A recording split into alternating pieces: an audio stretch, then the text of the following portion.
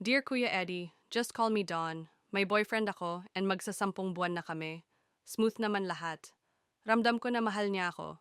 Words of affirmation, consistency sa updates, efforts to make me happy. Isa lang talaga ang gumugulo sa isip ko. He's 25 while I'm 21-year-old.